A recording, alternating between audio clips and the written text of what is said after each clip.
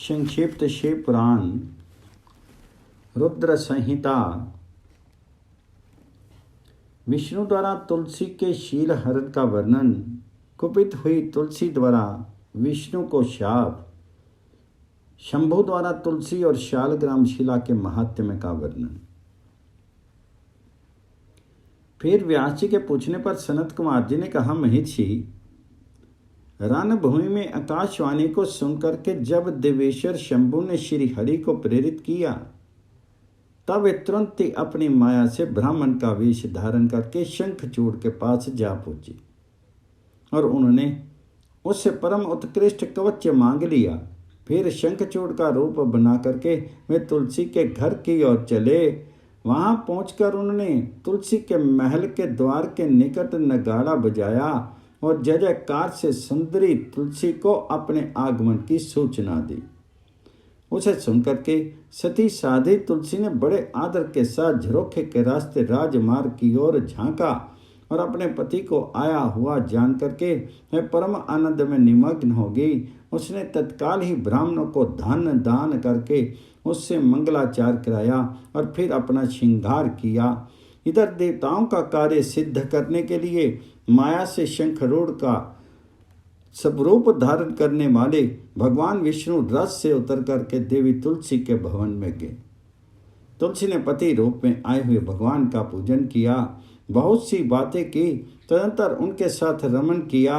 तब उस साधी ने सुख सामर्थ्य और आकर्षण में व्यतिक्रम देख करके सब पर विचार किया और संदेह उत्पन्न होने पर वह तो कौन है यो डांटती हुई बोली। तुलसी ने कहा, दुष्ट, मुझे शीघ्र बतला कि माया द्वारा मेरा उपभोग करने वाला तो कौन है। तूने मेरा अस्तित्व नष्ट कर दिया है, अतः मैं अभी तुझे शाप देती हूँ। सनत कुमार जी कहते हैं, ब्राह्मण, तुलसी का वचन सुनकर के श्री हरि ने लीला पूर्वक अपनी परम मनोहर मूर्ति धारण कर ली। तब उस रूप को देख करके तुलसी ने लक्षणों से पहचान लिया कि साक्षात विष्णु हैं, परंतु उनका पातिव्रत्य नष्ट हो चुका था, इसलिए वह कुपित होकर के विष्णु से कहने लगी। तुलसी ने कहा, हे विष्णु, तुम्हारा मन पत्थर के सदृश कठोर है, तुम में दया का लेश मात्र भी नहीं है। मेरे पति धर्म के भंग हो जाने से निश्चय ही मेरे स्वामी मारे गए, चूंकि तुम पाषाण सदृश कठोर, दया रहित और दुष्ट हो, इसलिए अब तुम मेरे शाप से पाषाण स्वरूपी हो जाओ। सनत कुमार जी कहते हैं, मुने, यों कहकर के शंखचूड़ की वह सती साधी पत्नी तुलसी फूट फूट कर रोने लगी और शोकार्त होकर के बहुत तरह से विलाप करने लगी। इतने में वहां भक्त वत्सल भगवान शंकर प्रकट हो गए और उन्हें समझा करके कहा, देवी, अब तुम दुख को दूर करने वाली मेरी बात सुनो और श्री हरि भी स्वस्थ मन से उसे श्रवण करें, क्योंकि तुम दोनों के लिए जो सुख कारक होगा वही मैं कहूँगा। भद्रे, तुमने जिस मनोरथ को लेकर के तप किया था, ये उसी तपस्या का फल है, भला वह अन्यथा कैसे हो सकता है। इसलिए तुम्हें इसके अनुरूप ही फल प्राप्त हुआ है। अब तुम इस शरीर को त्याग करके दिव्य देह धारण कर लो और लक्ष्मी के समान होकर के नित्य श्री हरि के साथ वैकुंठ में विहार करती रहो।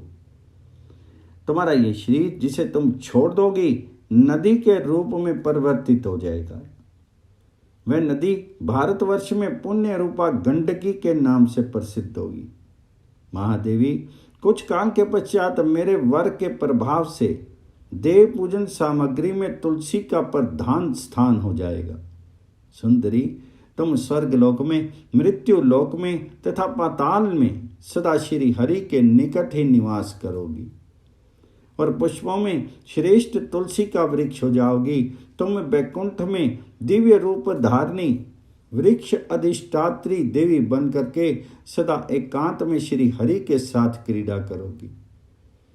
उधर भारतवर्ष में जो नदियों की अधिष्ठात्री देवी होगी वह परम पुण्य प्रदान करने वाली होगी और श्री हरि के अंशभूत लावण्य सागर की पत्नी बनेगी तथा श्री हरि भी तुम्हारे शापवास पत्थर का रूप धारण करके भारत में गंडकी नदी के जल के निकट निवास करेंगे।